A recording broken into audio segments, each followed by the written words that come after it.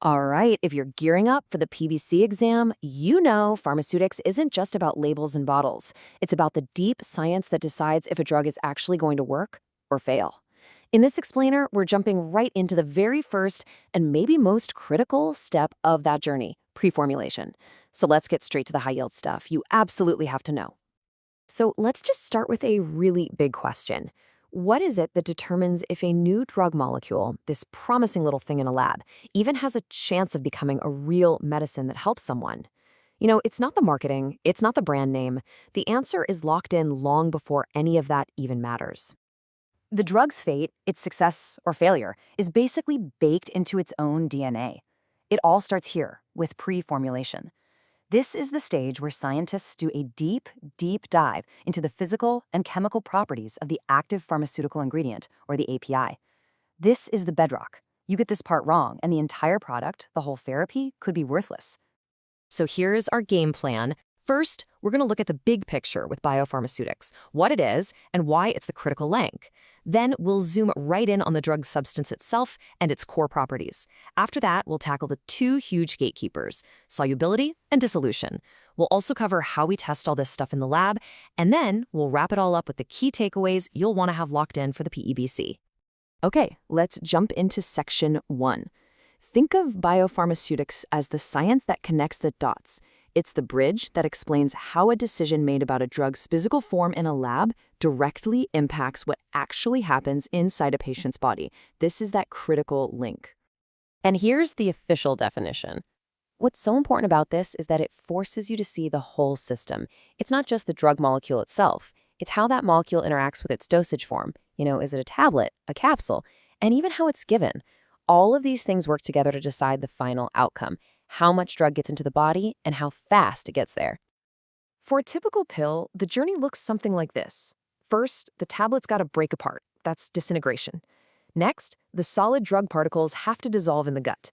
And finally, that dissolved drug has to get across the gut wall and into the bloodstream. Now here's the key. The slowest of these 3 steps controls the whole process.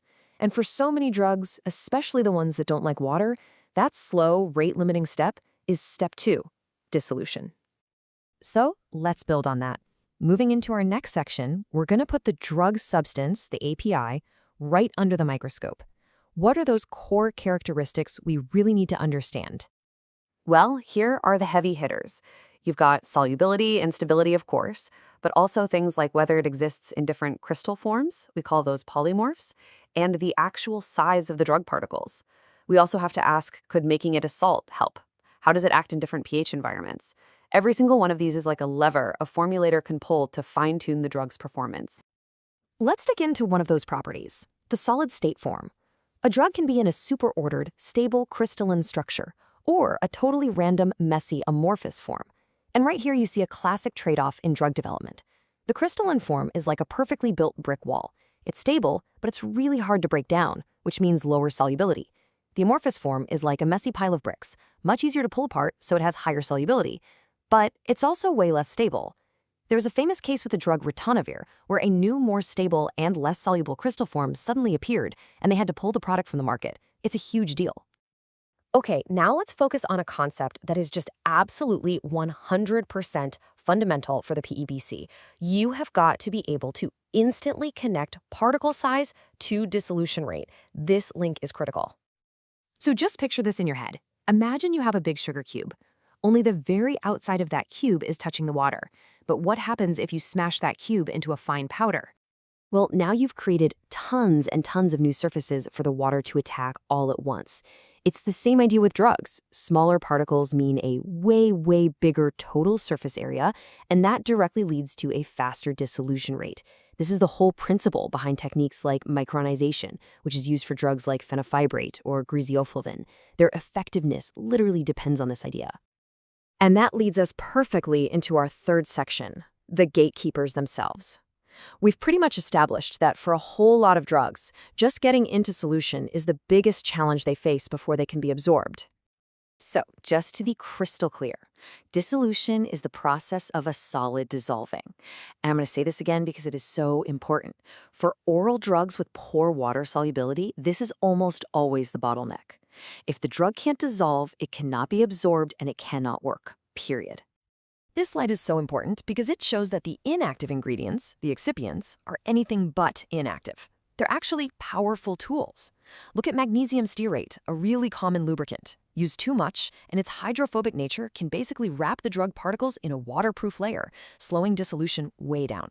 On the flip side, a surfactant like sodium lauryl sulfate does the opposite. It helps water get in and wet the particles, speeding things up. And an enteric coat? Well, that's designed to stop dissolution completely in the stomach.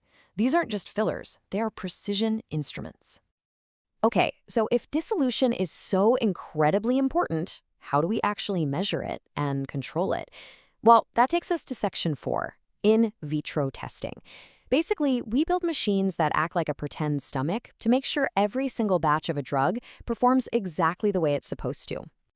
And the two main workhorses you'll hear about are the USP apparatus 1 and 2. The basket apparatus 1 is great for things that might float, like capsules, but the one you'll see most often, especially for tablets, is apparatus 2, the paddle. It's just a simple paddle that creates a nice, consistent stir in the testing liquid, kind of like the gentle mixing in your stomach. And this is a perfect example of how we mimic the body. For an enteric-coated tablet that's supposed to survive the stomach, the test has 2 parts. First, we drop it in an acid bath for 2 hours. The goal? To see pretty much zero drug release. Then, we switch the liquid to a higher pH buffer to act like the intestine. Now what do we want to see? Fast, complete drug release. It's a quality control test that's a direct stand-in for how it should perform in a real person. All right, let's pull all of this together. For your PEBC prep, what are the absolute must-know high-yield points from everything we just talked about? Here's your final checklist. 1. Biopharmaceutics is the science connecting a drug's physical form to its clinical effect. 2. Solid-state properties like crystal form and particle size are not just tiny details. They are major drivers of solubility. 3. For drugs that don't dissolve well, dissolution is your rate-limiting step. That's your bottleneck. 4. In vitro dissolution testing is our crucial quality check.